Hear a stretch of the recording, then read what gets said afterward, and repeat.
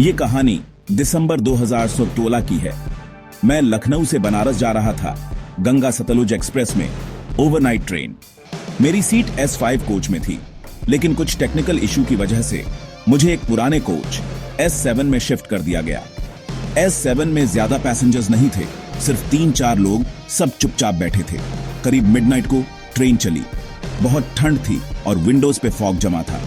2 AM पे train एक छोटे डिजर्टेड स्टेशन पे रुकी।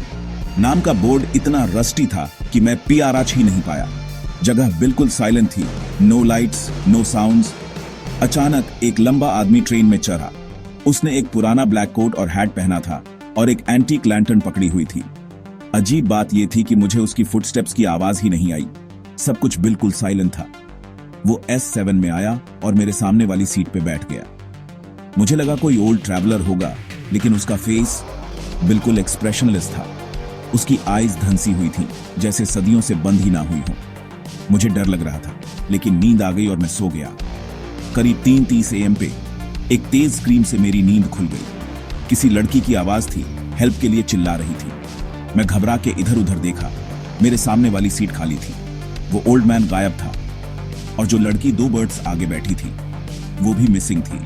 उसका ब्लैंकेट और बैग तो था, लेकिन वो कहीं नहीं थी। मैं भाग के TTE के पास गया। पहले तो वो हंसा, लेकिन जब हमने पूरा कोच चेक किया तो वो लड़की सच में गायब थी। फिर एक फेलो पैसेंजर ने धीरे से कहा, भाई, S7 कोच के साथ पहले भी कुछ बुरा हुआ है। सालों पहले यहाँ आग लगी थी और बहुत लोग मर गए थे, एक ओल्ड गार्ड और एक लड़की भी। जब मैंने विंडो से बाहर देखा तो वो ओल्ड मैन फिर से दिखा। इस बार वो ट्रैक्स पे खड़ा था, ट्रेन के साथ साथ चल रहा था। उसकी नजरें मुझ पे जमी थीं और लैंटर्न हवा में झूल रही थी, बिना कोई आवाज किए।